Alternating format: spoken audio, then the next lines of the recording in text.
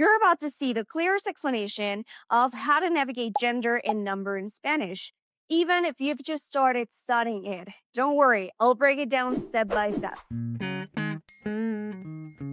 Hello everyone, soy Mariana con Spanish 55 y hoy vamos a resolver uno de los grandes misterios del idioma, el género y el número en español. Before we start, don't forget to check out Spanish 55 for a one-on-one coaching that takes your Spanish to the next level. In Spanish, every noun has a gender. That means it's either masculine or feminine. Even things like mesa, table, or libro, book. This might seem a bit strange at first, but it's just part of how the language works. For example, masculine, el libro, the book.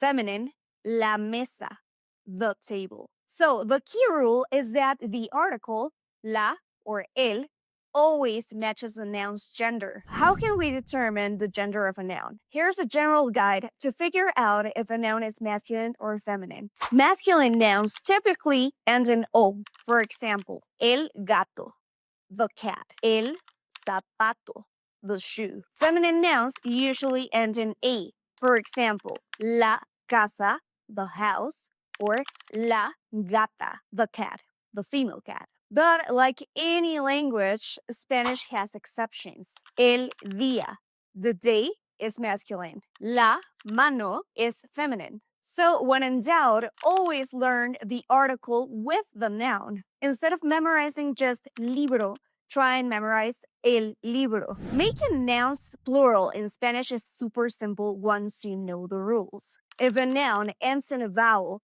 a, e, I, o, u, just add S. Mesa, mesas, tables. Pato, patos, ducks. If a noun ends in a consonant, add ES. Papel, papeles, papers.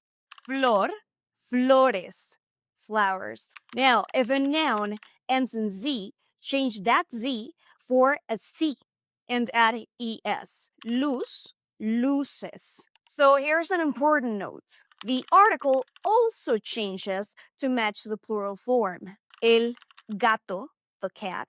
Los gatos, the cats. La mesa, the table. Las mesas, the tables. Adjectives in Spanish must also match the gender and number of the noun they describe. El carro rojo, the red car. Los carros rojos, the red cars. La casa roja, the red house. Las casas rojas, the red houses. If you've ever wondered why Spanish feels so specific, this is why. It's all about harmony between the words. There are some nouns in Spanish that refer to people or animals and can change depending on who or what you're talking about. El perro, the dog in masculine. La perra, the female dog. El profesor, the teacher. La profesora, the teacher in feminine. Some nouns, however, don't change. For example, el estudiante, the student, or la estudiante always stays the same, but the article shows the gender. Let's test what you've learned. I'll say a noun in Spanish and you'll tell me if it's masculine or feminine and how to make it plural. Are you ready? Zapato, flor, manzana, luz.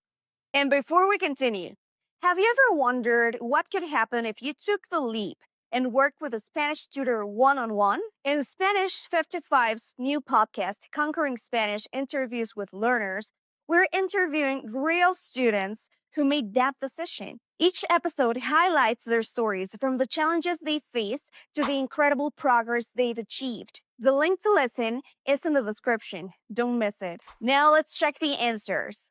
Zapato, masculine. Plural, los zapatos. Flor, feminine. Plural, las flores. Manzana, feminine.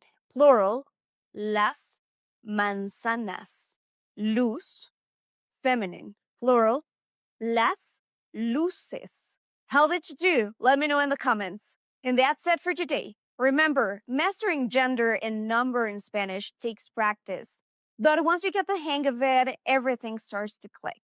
If you'd like to practice more, we have more videos on the topic in the channel, so don't forget to check them out. And in the meantime, you can always give me a thumbs up if you like the video, subscribe to the channel, and feel free to ask me any questions in the comments down below. Thanks for watching, and I'll see you next time. Hasta pronto!